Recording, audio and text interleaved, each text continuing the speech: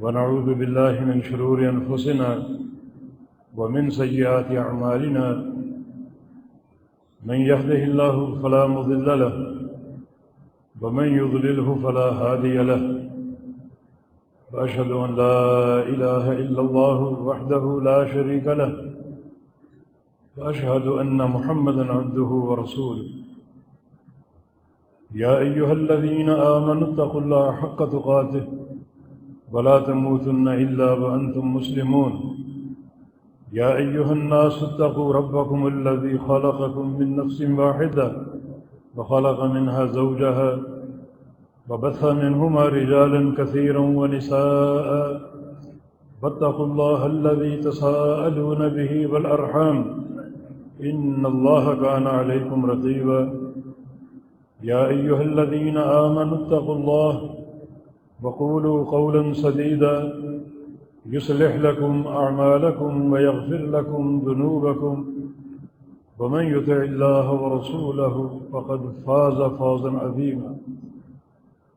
أما بعد، فإن خير الحديث كتاب الله، وخير الهدي هدي محمد صلى الله تعالى عليه وسلم، وشر الأمور محدثاتها، وكل محدثة بدعة، وكل بدعة ضلالة، وكل ضلالة في النار.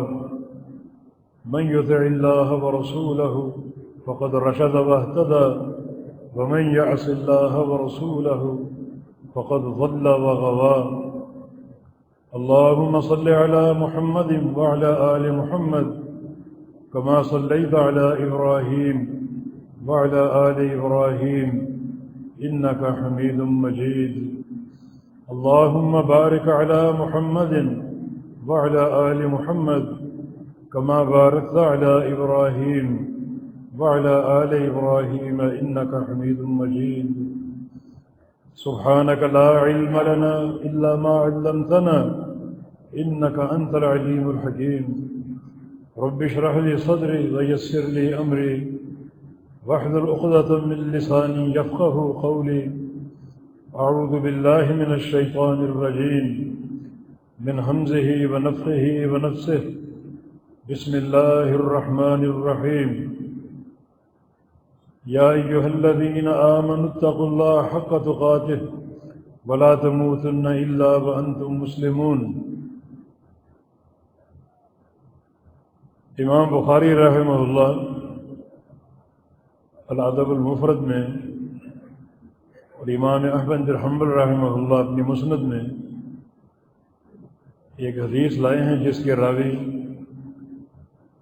جناب جابر بن عبداللہ الانصاری رضی اللہ تعالیٰ عنہ ہیں، اور جابر روایت کرتے ہیں نبی علیہ السلام کے صحابی عبداللہ بن انیس رضی اللہ عنہ سے۔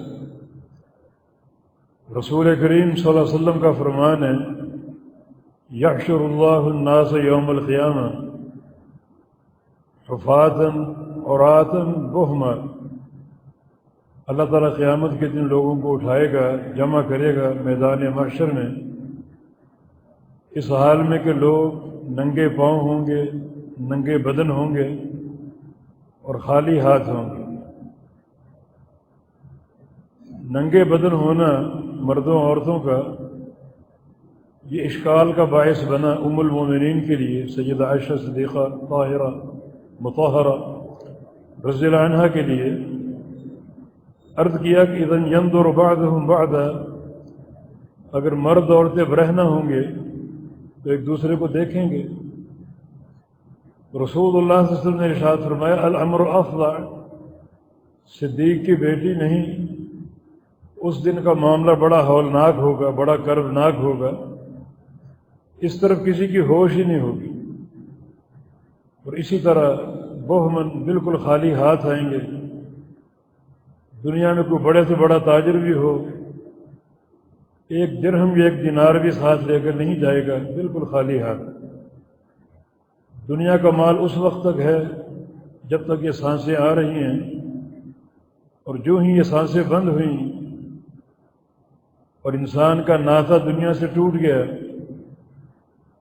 تو مال و دولت سے رابطہ کٹ جائے گا، پھر بقول امیر المومنین علی بن ابی طالب رضی اللہ عنہ کہ دنیا کے مال کی حقیقت یہ ہے کہ حلالها حساب وحرامها عذاب، اگر حرام طریقے سے کمایا ہے تو اس کا عذاب ہوگا، اور حلال طریقے سے کمایا ہے تو ایک ایک پیسے کا حساب دینا ہوگا۔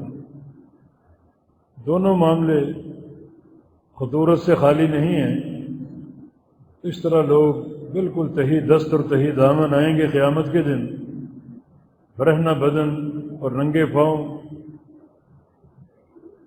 اور میدان معاشر میں کھڑے ہو جائیں گے، اور ایک طویل ان کا انتظار کرنا پڑے گا۔ پھر بالآخر یاتیہم الرب تعالی، اللہ تعالیٰ ان کے پاس آئے گا،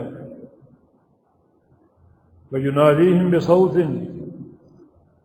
اور اہل محشر کو پکارے گا ایک آواز کے ساتھ، جس سے ثابت ہوا کہ اللہ تعالیٰ کی ندا اور کلام کی صفت حق ہے۔ اللہ تعالیٰ کلام بھی فرمائے گا، ندا بھی فرمائے گا، اور آواز کے ساتھ اس آواز کو سنا جائے گا، سمجھا جائے گا، تو اس کی آواز بھی حق ہے، لیکن کیفیت معلوم نہیں ہے۔ وہ آواز کیسی ہوگی؟ یسمعہ من بعد کما یسمعہ من قرب، اس آواز کو دور کے لوگ بھی اسی طرح سنیں گے جس طرح قریب کے لوگ سنیں گے۔ اللہ تعالیٰ کی آواز کی صفت یہ ہے کہ اس کی قدرت سے وہ آواز ہر بندے تک پہنچے گی۔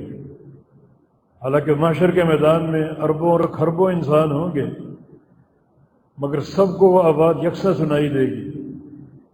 یہ بھی ایک فرق ہے خالق اور مخلوق کی آواز میں۔ ہماری آواز قریب کے لوگ سن لیتے ہیں، دور کے نہیں سن پاتے، اور اللہ تعالیٰ کی آواز تمام اہل محشر یکساں طور پر سنیں گے۔ وَيَقُول، اللہ تعالیٰ فرمائے گا، انا الملک انا الدیان، میں ہوں بادشاہ اور میں ہوں انصاف اور عدل قائم کرنے والا۔ آج میری بادشاہت ہے۔ اور ایک حدیث میں این ملوک الارض، کہاں ہیں زمین کے بادشاہ؟ وہ بیچارے کہاں ہوں گے؟ ان کا کوئی الگ اسٹیج نہیں ہوگا۔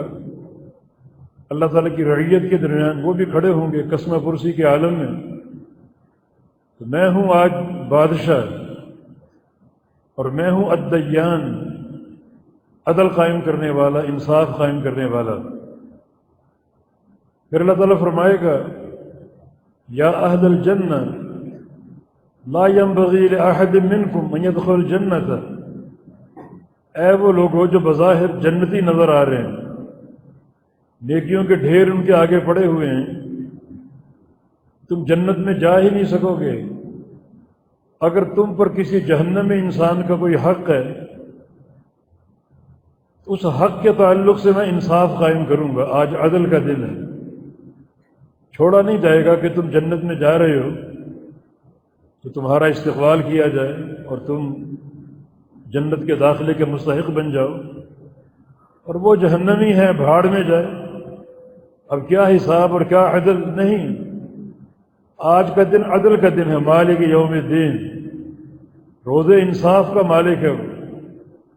اگر ایک جنتی انسان ہے، اس پر کسی جہنمی انسان کا حق ہے، اس کا پیسہ دبا لیا یا کوئی ظلم کیا، ناحق تھپڑ مار دیا، حتی اللطمہ کے الفاظ حدیث میں، تھپڑ بھی مار دیا کسی کو دنیا میں، تو دونوں کو اکٹھا کروں گا اور دونوں میں عدل قائم کروں گا۔ یہ نہیں کہ وہ جہنمی ہے تو اس کو چھوڑ دیں، جہنم میں داخل کر دیں، جاؤ جہنم میں۔ عدل قائم کروں گا دونوں کے درمیان، اس جنتی اور جہنمی دونوں کو جمع کروں گا۔ قیامت کے ناموں میں سے ایک نام یوم الجمع، یہ جمع کا دن ہے۔ جمع کا ایک معنی یہ بھی ہے کہ اللہ رب العزت قنطرہ پر ظالم اور مظلوم کو جمع کرے گا۔ دنیا میں ظلم کرنے والے اور جن پر ظلم ہوا، دونوں کو اکٹھا کرے گا۔ اسی معنی سے اس دن کو یوم الجمع کہا جاتا ہے، یہ جمع کا دن ہے۔ تو یہ نام بھی ایک بڑا خطرناک معاملہ ہمارے سامنے رکھ رہا ہے کہ ظالم و مظلوم جمع ہوں گے اور اللہ رب العزت دونوں کے مابین عدل قائم کرے گا۔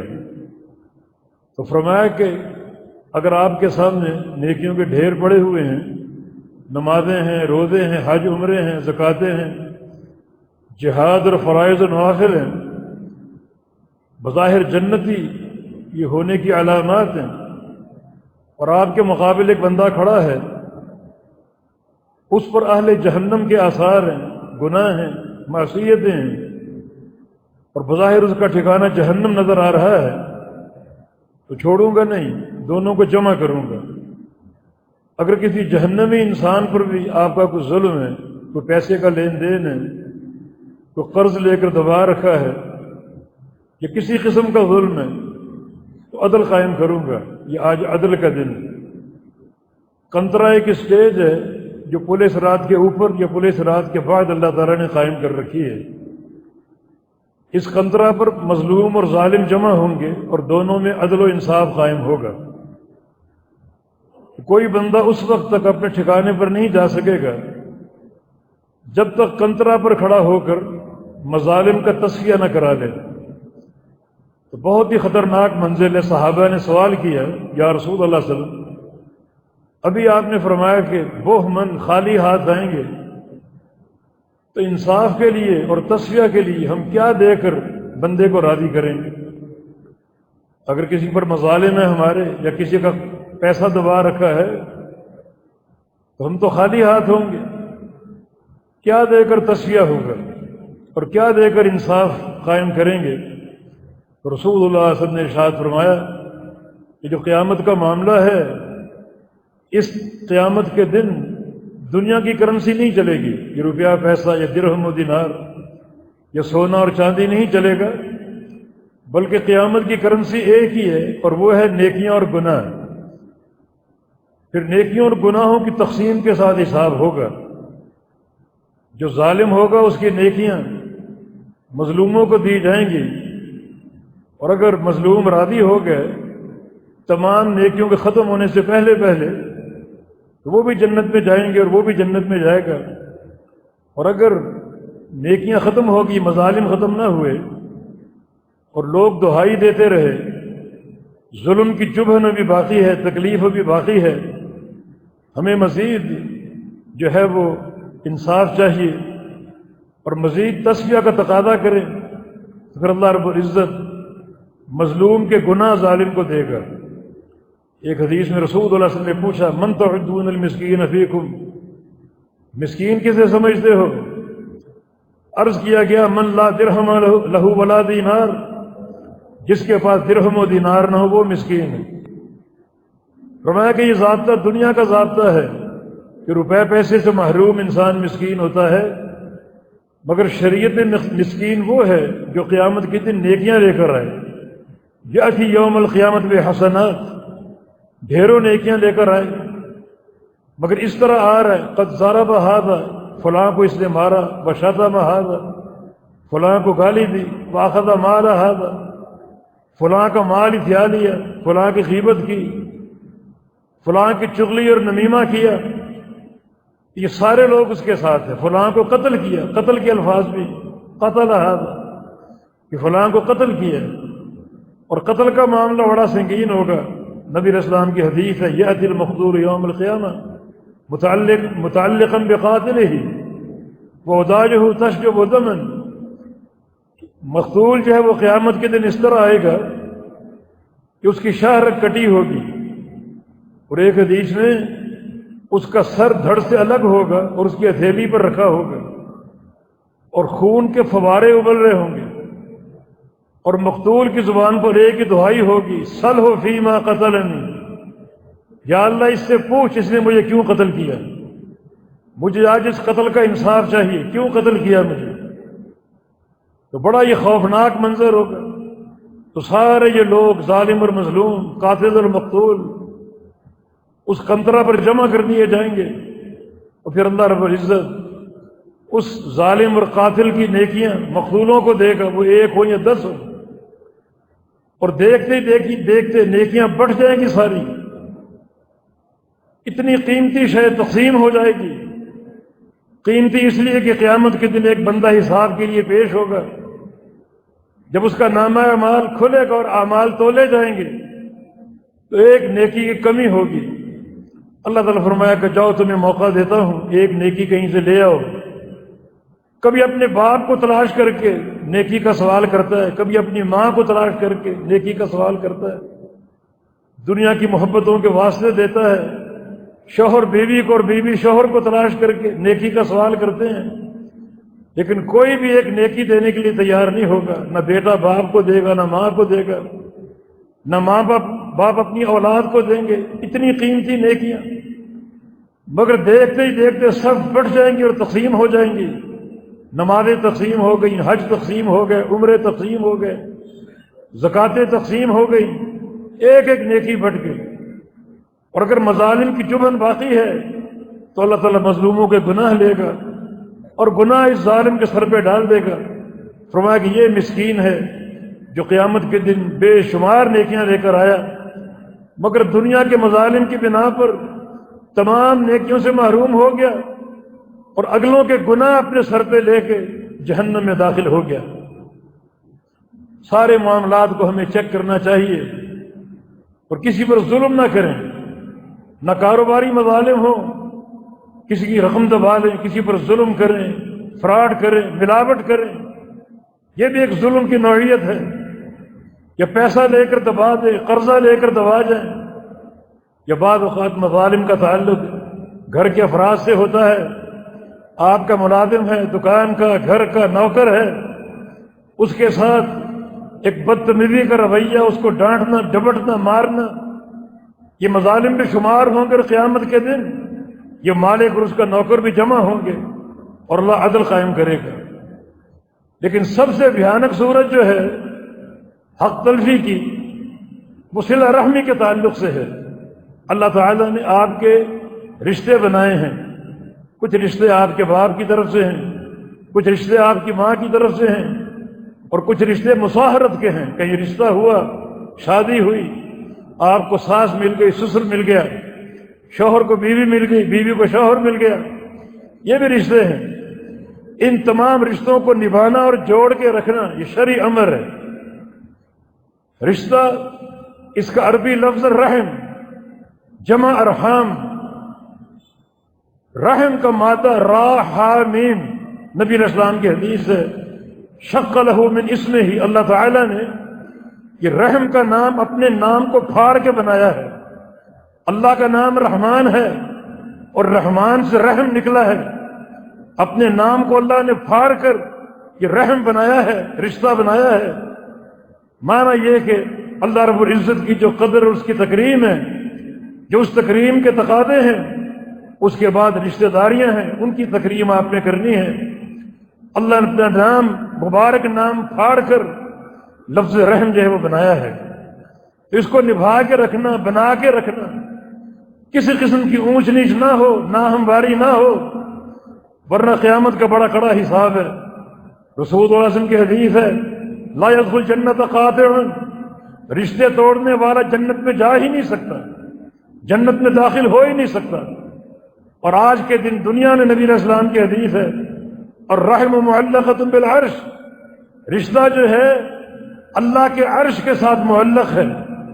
کوئی بھی رشتہ، باپ بیٹے کا رشتہ، ماں باپ کا رشتہ، بیوی شوہر کا رشتہ، لفظ رشتہ اللہ کے عرش کے ساتھ معلق ہے، اور اس کی زبان پر ایک ہی دعا اور بددعا ہے، اللہم صل من وصلنی واقطع عمن قطعنی، کہ یا اللہ جس نے مجھے جوڑا اسے تو بھی جوڑ دے اپنے ساتھ، جس نے مجھے توڑا اسے تو بھی توڑ کے پھینک دے۔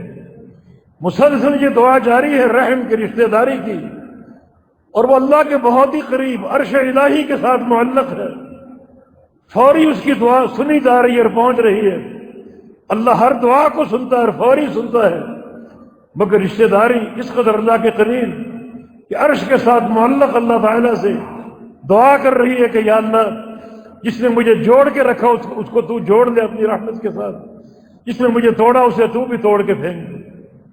نبی علیہ السلام کی حدیث ہے، لما خلق اللہ الخلق، جب اللہ تعالیٰ مخلوقات کو پیدا کر کے فارغ ہوا، فارغ ہونے کا معنی ایک وقت محدود، جس وقت کے لیے یہ حدیث اللہ کے نبی نے بیان کی، ساری مخلوق پیدا ہو گئی، تو قامت الرحم، ساری مخلوقات میں صرف رشتہ داری کھڑی ہو گئی، رحم کھڑا ہو گیا، رشتہ کھڑا ہو گیا، اور اخذت بحکم الرحمن، اس رشتے نے حکم الرحمن کو پکڑ لیا۔ حکم الرحمن، حکم کا معنی جہاں آپ آزار باندھتے ہیں کمر کا حصہ، حکم اسے بولتے ہیں آزار باندھنے کی جگہ۔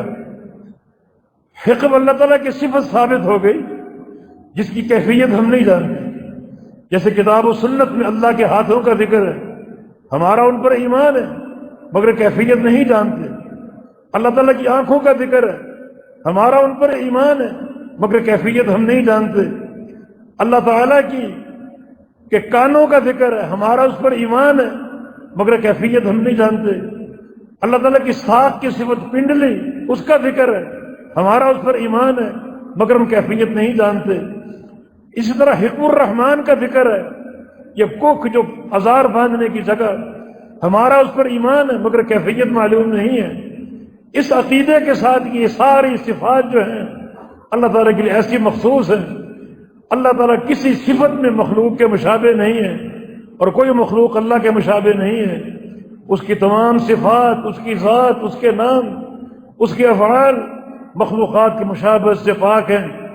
اور یہ بھی ہمارا ایمان اور عقیدہ ہے، ہر صفت اس کی کمال درجے کی ہے، جس میں کوئی نقص نہیں ہے، کوئی کمی نہیں، کوئی قباحت نہیں، ہر عیب سے پاک، ہر کمی سے پاک ہے۔ تو حکم الرحمن پر بھی ہمارا ایمان ہے مگر کیفیت معلوم نہیں ہے، کیفیت اللہ کے سپرد ہے۔ اپنی ذات اور صفات کے بارے میں اللہ تعالیٰ نے جو بتا دیا وہ اسی طرح ہم مانتے ہیں، اور جو نہیں بتایا وہ اللہ کے سپرد ہے، اس عقیدے کے ساتھ کہ اللہ تعالیٰ ان تمام اوصاف اور ان تمام افعال میں بدرجہ کامل ہے، اکمل ہے، اور کسی نقص اور کسی کمی کے بغیر۔ جب اللہ تعالیٰ مخلوقات کو پیدا کر کے فارغ ہوا تو رحم کھڑا ہو گیا، حکم الرحمن کو پکڑ لیا اور کہا کہ ھذا مقام العائد من القطیع، ھذا مقام العائد بک من القطیع، کہ اللہ یہ جگہ ہے اس شخص کی جو قطع رحمی کے خوف سے تیری پناہ میں آنا چاہے، تیری پناہ لینا چاہے۔ قطع رحمی، رشتے کو توڑنا، رشتے کو توڑنے کے ڈر سے اگر کوئی تیری پناہ میں آنا چاہے تو یہ اس کا مقام ہے جہاں میں کھڑا ہوں، حکم الرحمن کو تھامے ہوئے۔ بتائیں کوئی خوف اس جیسا خوف ہو سکتا ہے؟ حکم الرحمن کو پکڑے ہوئے کہ یہ مقام اس شخص کا جو قطع رحمی کے خوف سے تیری پناہ میں آنا چاہے۔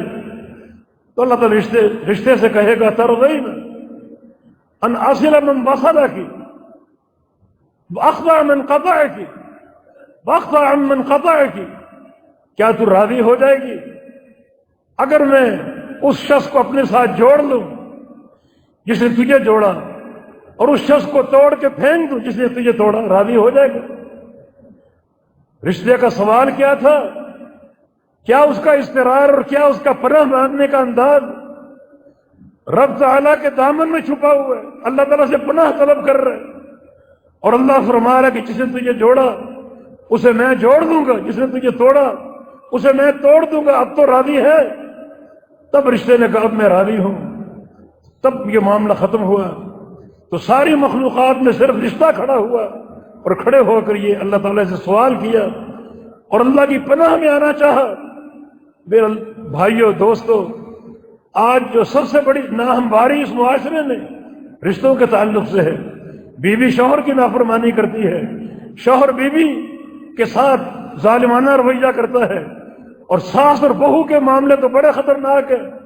ساس بہو کو ناپسند کرتی ہے، بہو ساس کی گستاخی کرتی ہے، باپ بیٹے کی ناہمواریاں، بیٹے باپ کی ناہمواریاں۔ سب سے خطرناک معاملہ یہ ہے طلاق تک نوبتیں آتی ہیں، کوئی دینی وجہ نہیں ہوتی، کوئی دینی سبب نہیں ہوتا۔ اس سے بڑا حرام امر کیا ہو سکتا ہے، حلال امر کیا ہو سکتا ہے؟ نبی علیہ السلام کی حدیث ابغض الحلال عند اللہ الطلاق، حلال شے میں سب سے نفرت کے قابل مبغوض شے اللہ کے نزدیک طلاق ہے۔ تو طلاق تو نوبت آ جائے، ایسی ناہمواریاں ہوں، ایسی ناچاکیاں ہوں، کوئی دینی اساس بھی نہیں ہوتی، تو اللہ کے نزدیک سب سے بڑا یہ گناہ ہے یعنی حلال امور میں سب سے خطرناک شے ہے۔ آئیے قیامت کا ایک منظر دیکھتے ہیں۔ فَإِذَا جَاءَتِ الصَّاخَّةُ يَوْمَ يَفِرُّ الْمَرْءُ مِنْ أَخِيهِ وَأُمِّهِ وَأَبِيهِ وَصَاحِبَتِهِ وَبَنِيهِ لِكُلِّ امْرِئٍ مِّنْهُمْ شَأْنٌ يَوْمَئِذٍ يُغْنِيهِ۔ جب یہ چیخ آئے گی، اسرافیل سور پھونکیں گے، ایسی چیخ برآمد ہوگی لوگوں کے کلیجے پھٹ جائیں گے، قبروں کے مردے تک کھڑے ہو جائیں گے، میدان محشر کی طرف جائیں گے۔ اس وقت تو بڑی ضرورت ہوگی سہارے کی۔ شوہر بیوی کو دیکھے گا، بیوی شوہر کو دیکھے گی، ماں اپنی اولاد کو دیکھے گی، اولاد ماں باپ کو دیکھیں گے، تو دیکھ کر کیا ان کی پناہ میں آئیں گے، ساتھ مل کے کھڑے ہوں گے؟ نہیں، بھاگیں گے۔ یوم یفر المرء من اخیہ، بھائی بھائی کو دیکھ کر بھاگے گا، بیوی شوہر کو دیکھ کر بھاگے گی، شوہر بیوی کو دیکھ کر بھاگے گا، باپ اولاد کو دیکھ کر بھاگے گا، اولاد باپ کو دیکھ کر بھاگے گی۔ کیوں؟ آج تو انتہائی گھبراہٹ کا دن ہے، انتہائی خوف اور ہراس کا عالم ہے۔ آج تو مل کے کھڑا ہونا چاہیے، لیکن بھاگیں گے۔ در حقیقت دنیا کے مظالم یاد آئیں گے، باپ کو یاد آئے گا بیٹے کے ساتھ میں نے کیا ناہمواری کی، کیا اس پر ظلم کیا۔ آج میرا بیٹا مجھے اللہ کے کٹہرے میں کھڑا کرنے والا ہے، بیٹے کو یاد آئے گا میں نے باپ کے ساتھ کیا بدسلوکی کی، کیا نافرمانی کی۔ بیٹا اس بات سے خوف محسوس کرے گا کہ باپ میرا گریباں پکڑ کر مجھے اللہ کی عدالت میں اور کٹہرے میں کھڑا کرے گا۔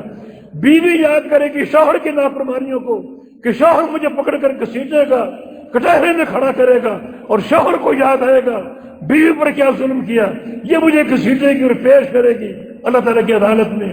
اسی طرح تمام رشتے جو اللہ نے جوڑے ہیں، اللہ نے بنائے ہیں، اور بنا کر تاکید کی ہے کہ ان کو بنا کے رکھو۔ رسول اللہ صلی اللہ علیہ وسلم کی حدیث ہے، من کان یؤمن باللہ والیوم الآخر فلیصل رحمہ، جس بندے کو ایمان ہے اللہ پر اور قیامت کے دن پر، صلہ رحمی کرے، رشتوں کو جوڑے، رشتوں کو توڑے نہ بلکہ جوڑ کے رکھے، بنا کر رکھے۔ اگر وہ ٹوٹتے ہیں تو تم جوڑنے کی کوشش کرو۔ نبی علیہ السلام کی حدیث ہے، لیس الواصل بالمکافئ، واصل وہ نہیں ہے، جوڑنے والا وہ نہیں ہے جو مکافات کے منہج پر قائم ہو، کہ مجھے کوئی ملے گا تو میں بھی مل لوں گا، کوئی میری خوشی میں آئے گا تو میں بھی چلا جاؤں گا، کوئی میری غمی میں شامل ہوگا تو میں بھی ہو جاؤں گا۔ یہ صلہ رحمی نہیں ہے۔ صلہ رحمی یہ ہے کہ جو توڑے اس کو جوڑو۔ آپ کی خوشی میں کوئی نہیں آیا، آپ اس کے پاس جائیں، آپ کی غمی میں شریک نہیں ہوا، آپ شریک ہوں۔ فرمایا کہ یہ صلہ رحمی، یہ نہیں کہ انتظار کرو کہ مکافات عمل ہوگا، وہ مجھ سے بولے گا تو میں بھی بول لوں گا، مسکرائے گا تو میں بھی مسکرا لوں گا، میری خوشی میں شامل ہوگا تو میں بھی ہو جاؤں گا۔ یہ صلہ رحمی نہیں۔ صلہ رحمی اس چیز کا نام ہے کہ جو بندہ آپ کے ساتھ توڑے ٹوٹے اسے آپ جوڑنے کی کوشش کریں۔ نبی علیہ السلام نے سیرت بیان کی، من سرہ ان یسد لہ فی رزقہ ینسہ فی آثارہ فلیصل رحمہ۔ اگر کوئی شخص چاہتا ہے کہ اس کے رزق میں کشادگی ہو، رزق میں وسعت ہو، اللہ خزانوں کے خزانے عطا فرما دے اور عمر لمبی ہو، تو ایک کام کرے، صلہ رحمی کرے، رشتوں کو جوڑے، توڑے نہیں۔ توڑنا نحوست ہے۔ نبی علیہ السلام کی حدیث ہے کہ جو بندہ اپنے زیر 10 لوگوں کو جو اس کے کفالت میں ہے، نوکر ہے، بیوی ہے، اولاد ہے، ان کے ساتھ اگر محبت کا والا رویہ رکھتا ہے، اچھا تعلق رکھتا ہے، یہ یمن ہے، یمن۔ اس کو رزق کی برکت کہا ہے، رزق کی کشادگی کہا ہے، اور شؤم البرکت۔ اور اگر کوئی شخص اپنے زیر 10 لوگوں کو نوکر چاکر ہیں یا پھر اولاد ہے، بیوی ہے، ان کے ساتھ اس کا رویہ غلط ہے، رویہ جو ہے وہ جابرانہ ہے اور بد اخلاقی پر قائم ہے، تو یہ شؤم ہے، یہ نحوست ہے۔ رزق میں کمی ہے، کاروبار میں گھاٹا ہے۔ اگر چاہتے ہو کہ دنیا کی اصلاح ہو، آخرت کی اصلاح ہو، تو اللہ تعالیٰ نے ایک عجیب نعمت ہمیں عطا فرما دی، اور وہ صلہ رحمی کی۔ رشتے بنا دیے، کچھ باپ کی طرف سے، کچھ ماں کی طرف سے، اور اللہ رب العزت نے حسن سلوک کا حکم دیا۔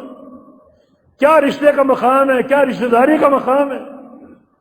حکم دیا کہ تم اس کو نبھاؤ، حتیٰ کہ نبی علیہ السلام نے تو کفار سے بھی کہا رشتے کا خیال تو کر لو، ما اسألکم علیہ اجرا الا المودۃ فی القربى، یہ تمہیں دعوت دیتا ہوں، تبلیغ کرتا ہوں، اللہ کے احکام پہنچاتا ہوں، تو مجھے اس پر اجر نہیں چاہیے، مزدوری نہیں چاہیے، نہ یہ طلب ہے نہ دنیا سے محبت ہے، الا المودۃ فی القربى، لیکن جو قرابت داری ہے ہماری اس کا خیال تو کر لو، اس کا احساس تو کر لو۔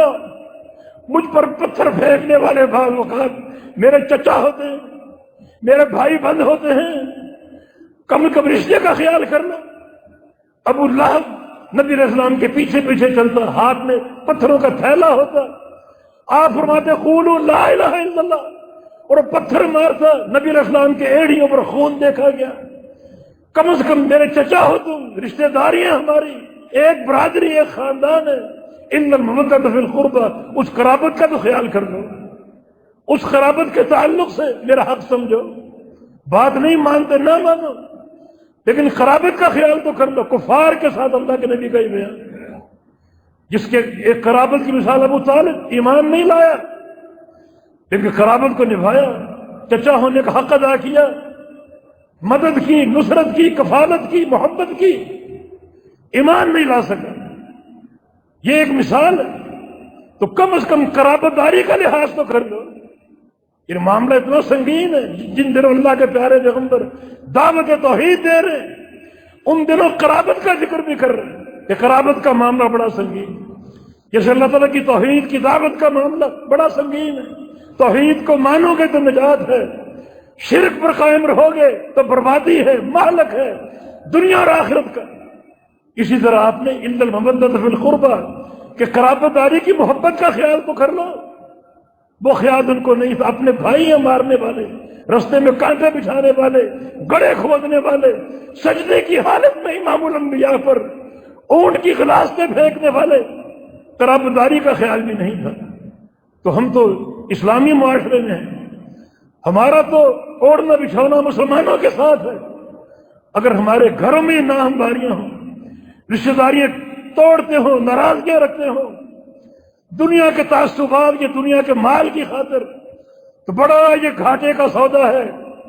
الحب فی اللہ والبغض فی اللہ ایک الگ حقیقت ہے، دوستی اللہ کے لیے، اس کی توحید کے لیے، اور ناراضگی بھی اللہ کے لیے، لیکن ہم تو اس بات کا خیال ہی نہیں کرتے، اس اعتقادی مسئلے کو ہم نے بالکل فراموش کر دیا، اور وہ دنیا کے امور کی خاطر ہم توڑتے اور جوڑتے ہیں۔ یہ ناہمواریاں ایک بڑا مجرمانہ عمل ہے، یہ غفلت انتہائی بھیانک ہے، اور بڑے عظیم جو ہے وہ عذاب کا سبب بنے گا۔